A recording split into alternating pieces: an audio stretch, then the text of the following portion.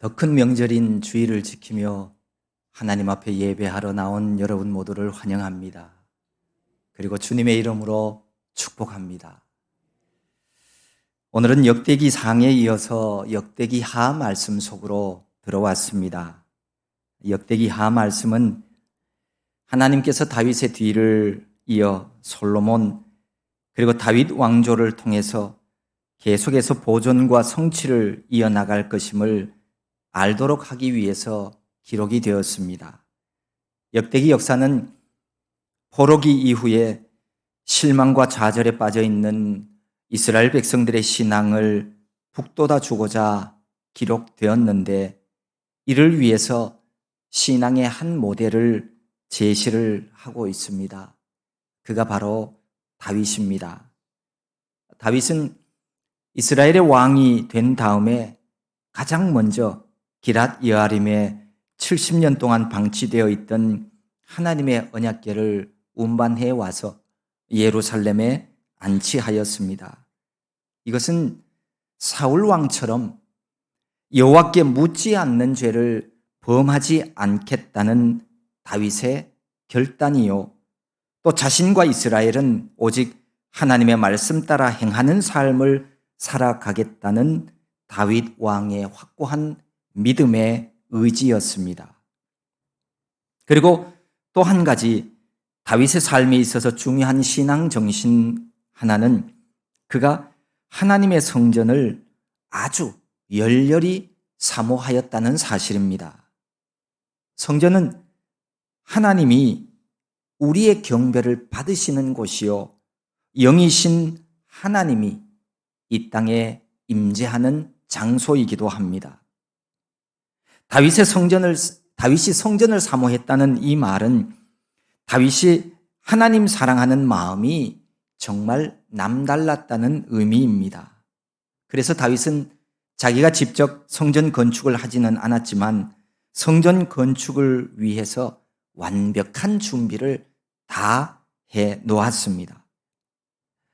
역대하 말씀은 다윗 후손 왕들에 대한 이야기인데, 이 솔로몬에 대해서 9장에 걸쳐서 길게 기록을 하고 있습니다. 그 중에서도 특별히 6장을 할애해서 솔로몬의 성전 이야기를 기록을 하고 있습니다.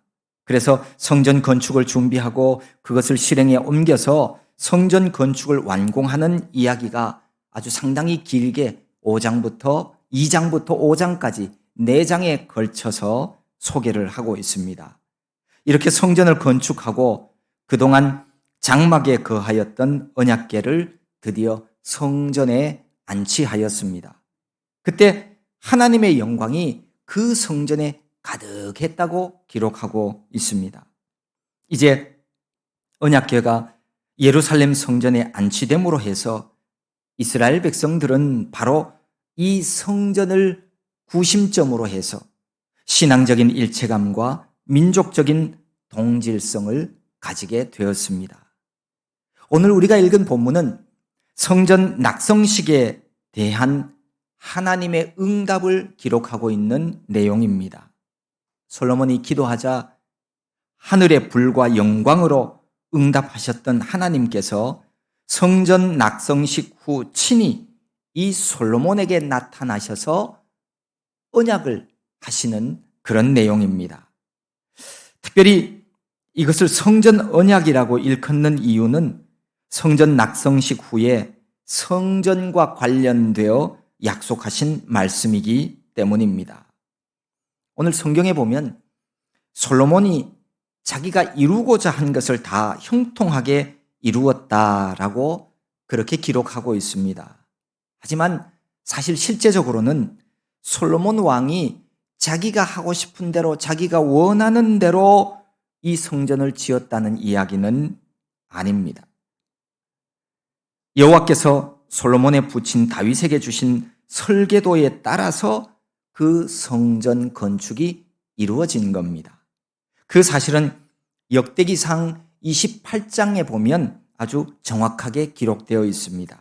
거기 11절에 보면 다윗이 성전의 복도와 그 집들과 그 곡간과 다락과 골방과 속죄소의 설계도를 그의 아들 솔로몬에게 주고라고 기록하고 있고요. 또 19절에 보면 다윗이 이르되 여호와의 손이 내게 임하여 이 모든 일의 설계를 그려 나에게 알려주셨느니라 라고 기록하고 있습니다.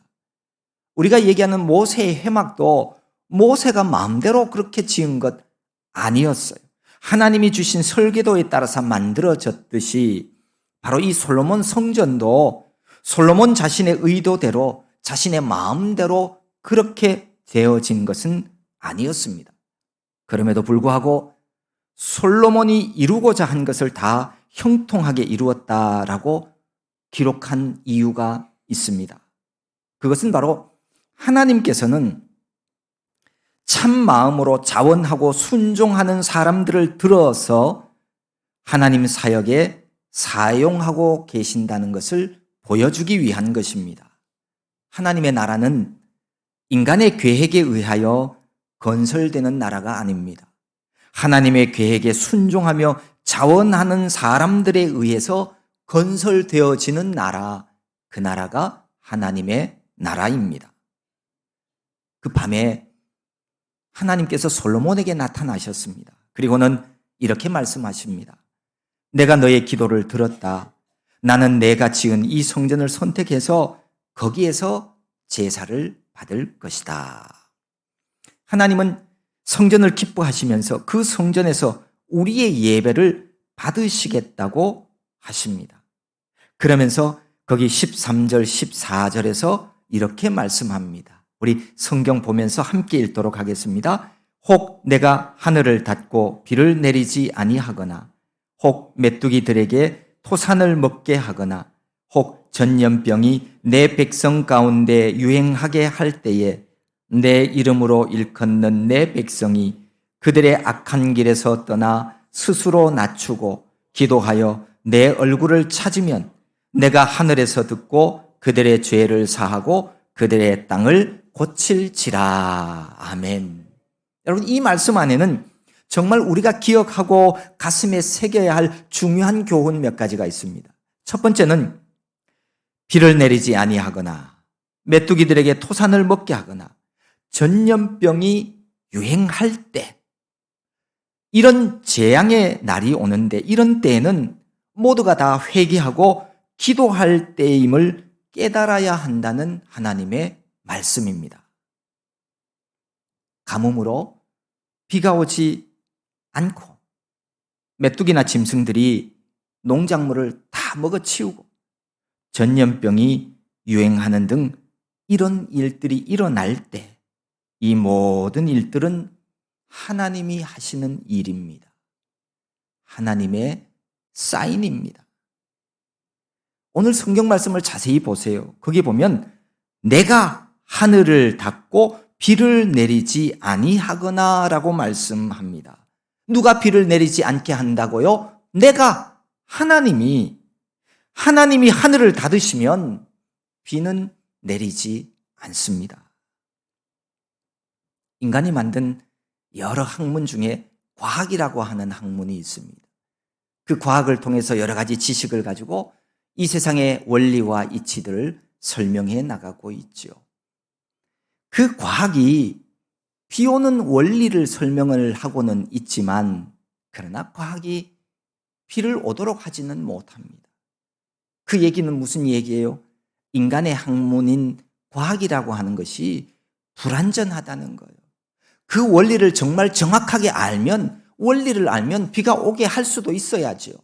그런데 불완전해요. 기후제를 지내고 무엇을 한다고 해서 비가 오는 것은 아닙니다. 하나님이 닫으시면 누구도 비를 내리게 할 수 없습니다. 그럴 때에는 오로지 하나님을 찾고 기도하라고 말씀합니다. 메뚜기 떼가 농작물을 갉아먹는 일은요, 저 옛날 고대에도 있었고 21세기 우리가 살아가는 오늘날에도 이런 일들이 일어나고 있습니다. 이것은요, 우연이 아니에요. 다 하나님이 하시는 일입니다. 거기 보세요. 메뚜기에게 토산을 먹게 하거나 라고 말씀하잖아요. 하나님이 메뚜기에게 토산 땅에서 나는 여러 가지 산물들을 먹게 했다는 거예요. 메뚜기가 혼자 알아서 농작물을 해치는 게 아니라는 거예요.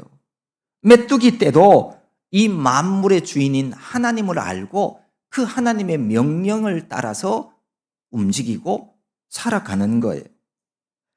전염병이 유행하게 되는 것도 역시 하나님이 하시는 일입니다. 거기 보면 유행하게 할 때에라고 기록하잖아요. 저절로 되는 일이 아닙니다.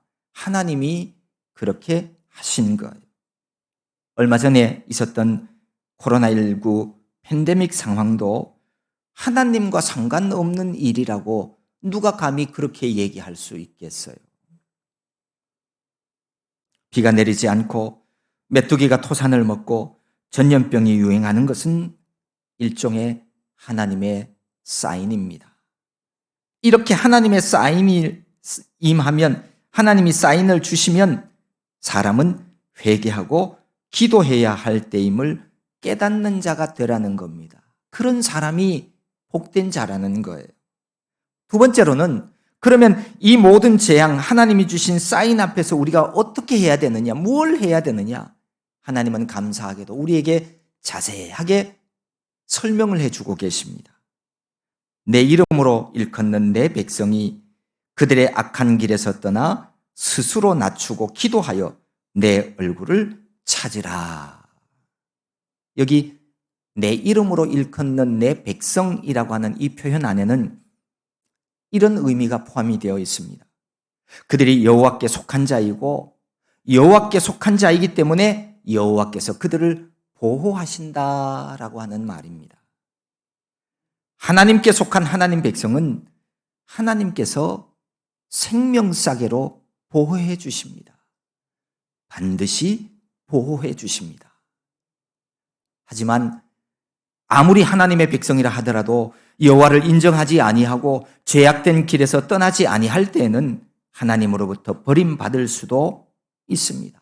그래서 위대한 사도요 능력의 사람 사도 바울은 빌립보 교인들을 향해서 이렇게 당부했습니다. 항상 복종하여 두렵고 떨림으로 너희 구원을 이루라. 언제나 하나님 앞에서 자만하지 말고 두렵고 떨림으로 구원을 이루어가는 백성이 되어야 합니다. 이제 이런 하나님의 백성이 하나님이 주시는 재앙의 사인을 깨닫게 되거든 회개하라는 겁니다. 하나님 백성일지라도 죄악의 길에 서 있다면 그 악한 길에서 반드시 떠나야 합니다. 반드시 돌이켜야 합니다. 그리고 스스로 낮추고 기도해야 합니다. 그리고 여호와 하나님의 얼굴을 찾으라는 겁니다. 진정한 회개는 자신을 낮추게 하고 겸손하게 만듭니다. 겸손한 자만이 하나님 앞에 머리 숙여 기도할 수 있습니다. 겸손한 자만이 하나님 얼굴을 찾게 됩니다. 마음이 이만큼 높은 사람은 하나님을 찾지도 않고 하나님 앞에 기도할 수도 없습니다. 무엇보다도 철저한 회개만이 하나님의 자비를 불러올 수가 있는 겁니다. 우리 구약 요나서를 잘 압니다. 그 요나서에 보면 죄악이 관영했던 니느웨 성읍이 멸망당하게 되었잖아요. 그런데 요나가 그 성읍을 다니면서 외치며 전도했을 때 그 악한 길에서 떠나서 철저히 회개하게 되어지고 회개했을 때 하나님께서 그 니느웨 성에 임하기로 했던 그 징계가 사라지게 되는 것을 볼 수 있습니다. 내 인생에 재난과 두려움의 날을 만날 때도 있을 겁니다. 그럴 때에는 지체 없이 회개하고 기도하는 여러분 모두가 되시기를 바랍니다. 세 번째로 또 한 가지 교훈은 우리가 사는 땅은 하나님이 고쳐주신다는 사실입니다. 사람이요, 별의별 방법을 사용한다고 해도 저주받은 땅은 회복되지 않습니다. 하나님 심판은 피할 수가 없습니다. 그런데 환난의 날에 우리의 죄악을 회개하고 스스로 낮추어 기도하며 하나님 얼굴을 찾으면 하나님께서 하늘에서 듣고 죄를 사하고 그들의 땅을 고쳐 주십니다. 이 땅의 회복은 용서받은 하나님 백성에게 주어지는 하나님이 주시는 아주 큰 선물입니다. 사람은 의식주를 비롯한 대부분의 생활이 이 땅, 토지와 관계가 있습니다. 연관되어 있습니다. 그래서 하나님은 종종 이 땅을 통해서 복을 주시기도 하고 저주를 내리시기도 하는 경우가 많습니다. 거기 산상수훈에 보면 예수님께서 그런 말씀을 하셨죠. 온유한 자는 복이 있나니 그들이 땅을 기업으로 받을 것임이요 라고요. 회개하여서 날마다 하나님 얼굴을 찾는 복된 성도 되어 살아가십시오.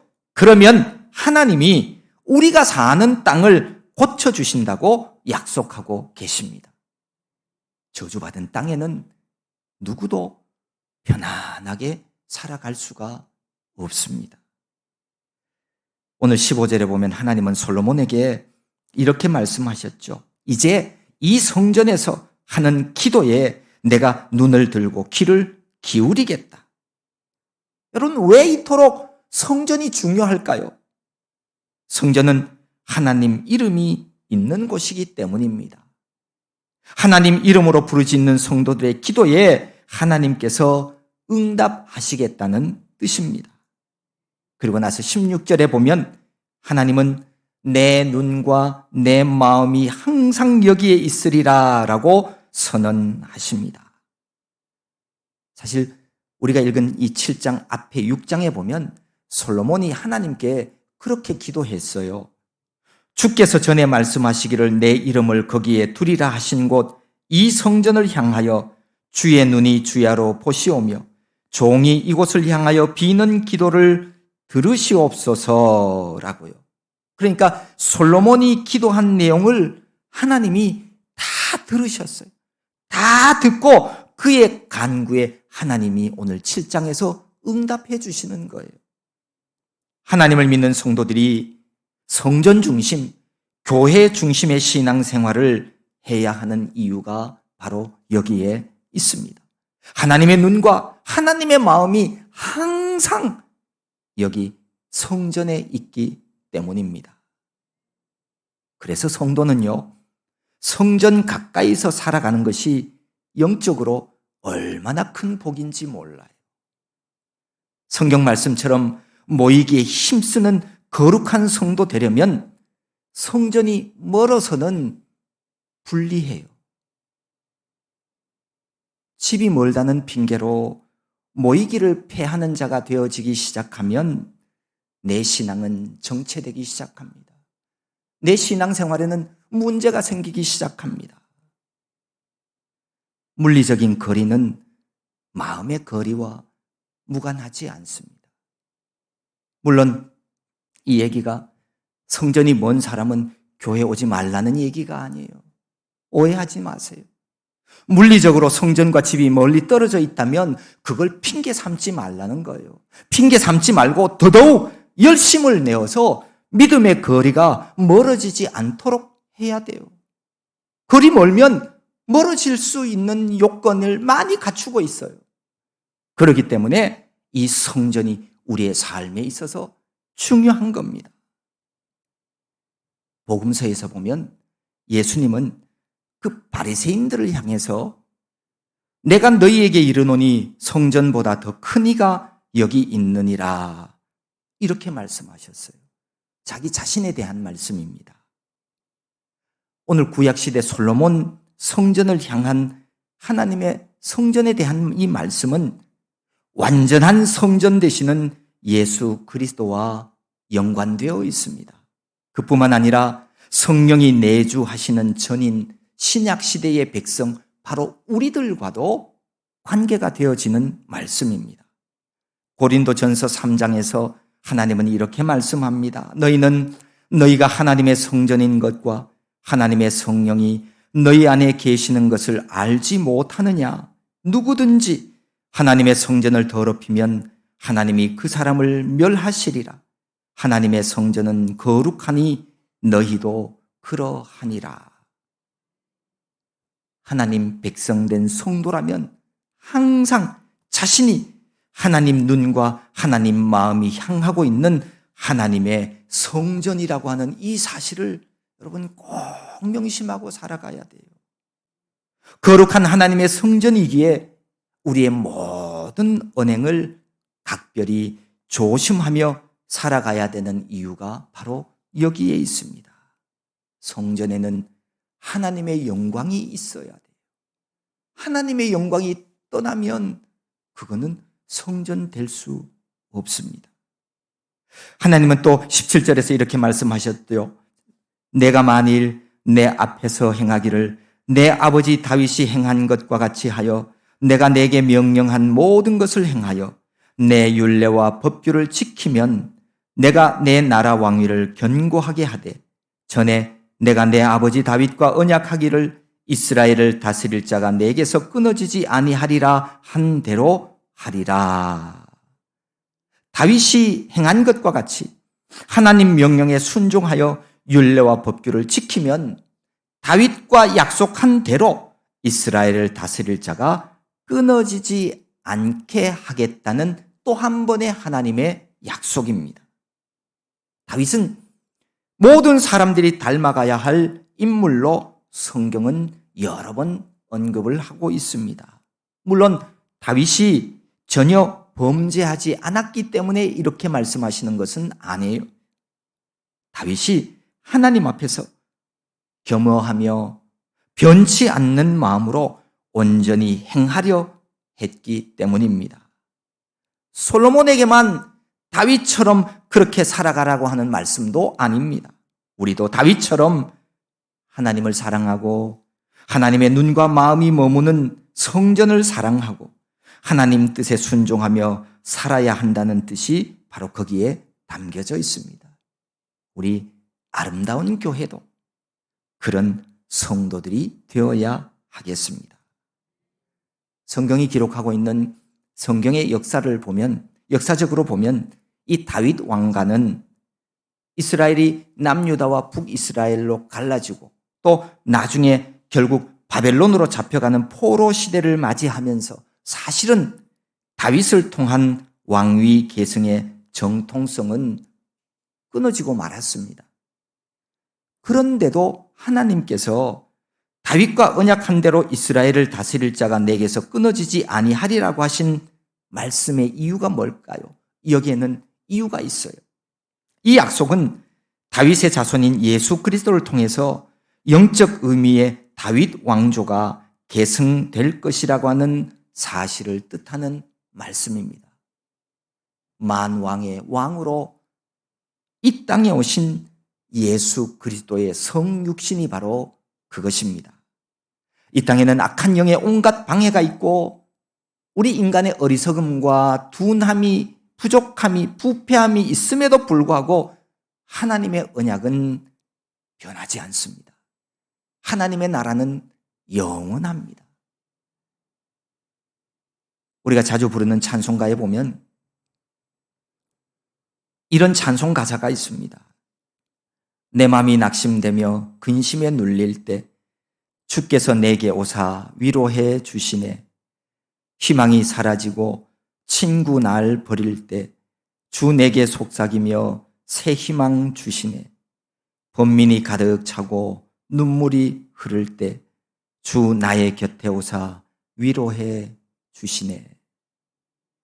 결코 짧지 않는 한 평생을 살아가노라면 이런 일, 저런 일을 우리가 만나게 되어집니다.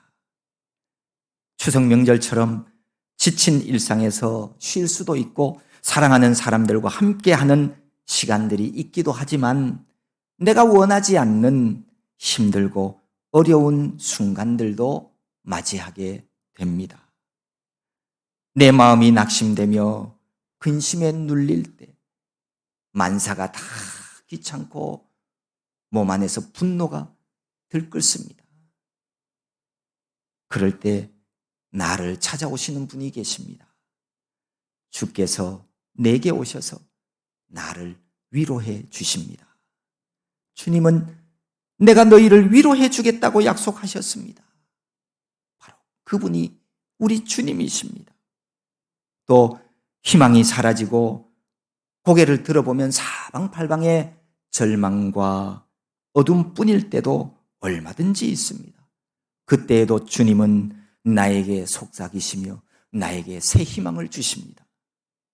사랑하는 내 딸아, 내 아들아, 내가 너를 사랑한다. 내가 물 가운데로 지날 때 너를 건져주겠다. 내가 불 가운데로 지날 때에 불꽃이 너를 사르지 않도록 해주겠다 라고 말입니다. 이분이 바로 우리 주님이십니다. 또한 번민이 가득 차서 그저 눈물만이 흘러내릴 때 그때도 우리 주님은 내 곁에 오셔서 위로해 주십니다.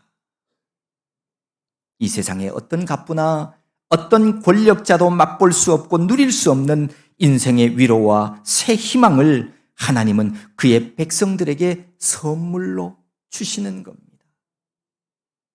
하나님께서 성전을 가리켜서 만민이 기도하는 집이다. 왜 이렇게 말씀하실까요? 와서 기도하라는 거예요. 주님이 성전을 향해서 내 눈과 내 마음이 항상 여기에 있겠다. 왜 이렇게 말씀하실까요? 이 성전에 와서 나와 교제하자는 거예요. 이 성전에 올라오라는 겁니다. 하나님의 눈과 마음이 항상 머무는 성전에 올라와서 하나님의 얼굴을 찾고 그분의 도우심을 구하는 자가 되십시오. 주님께서 구하는 이에게 풍성하게 채워 주실 것입니다. 하나님 믿고 하나님 섬기며 예배하는 신앙생활은 몸이 건조하고 재미없어. 누가 이런 얘기를 할까요? 그런 사람은 하나님을 모르는 사람이에요. 하나님을 경험한 적도 없는 사람이에요. 그러니까 그런 이야기를 하는 겁니다. 만민이 기도하는 성전에 올라서 하나님과 교제하는 사람은 그 삶이, 그 신앙생활이 얼마나 재미있는지 몰라요. 이보다도 흥미있는 것은 없고요. 이보다도 재미있는 인생은 없어요. 하나님과 함께 해보세요. 세상 만물이 다 즐겁고 재미있고 흥미있는 거예요. 이 세상의 만물 대신 하나님과 함께 걸어가는 인생이 얼마나 즐겁고 재미있는지 몰라요. 하나님은 사람들이 손으로 만든 우상과는 다른 거예요. 우상은 입이 있어도 말하지 못하고 귀가 있어도 달려 있어도 듣지 못해요. 그러나 하나님은 우리가 하는 기도를 들으시고 우리의 기도에 응답해 주시고 말씀해 주시는 분이 바로 우리 하나님이십니다. 앞에서도 언급했듯이 하나님은 당신이 행하실 일들을 미리 사인을 보내주시기도 하십니다. 하나님과 동행하는 삶을 통해서 하나님의 사인을 잘 캐치하며 살아가면 이 땅 위에서도 천국의 삶을 살아갈 수 있습니다. 성전에서 주님과 교제하는 성도 되시기를 바랍니다. 물론 아무리 크고 웅장하고 화려한 성전이 건축되었다 하더라도 눈에 보이는 건물 자체가 하나님의 복을 이끌어내는 그런 방편이 되는 것은 아닙니다. 만약에 그 성전에서 영과 진리로 하나님께 예배하지 않고 마음과 뜻을 다해서 순종하지 않으면 그 성전은 세상 사람들의 조롱거리로 전락되고 말 것입니다. 오늘 솔로몬과 이스라엘 백성들에게 주시는 하나님의 약속의 말씀은 분명합니다. 하나님의 자녀된 백성들은 성전을 귀하게 여길 뿐만 아니라 스스로가 하나님이 거하시는 성전이 되라는 말씀입니다. 그리고 다윗이 행한 것처럼 하나님의 명령을 잘 지켜 순종하는 자가 되라는 말씀입니다. 그러면 하나님께서 복 주시고 하나님의 복이 떠나지 않는 그런 자가 될 것이라고 말씀하고 계십니다. 예수 그리스도의 보혈로 정결하게 되어서 하나님의 자녀된 우리 모두도 주님이 거하시는 거룩한 성전이 되어야 하겠습니다. 그래서 우리 주님과 함께 영생 복락을 누리는 저와 여러분 모두가 다 될 수 있기를 소망합니다.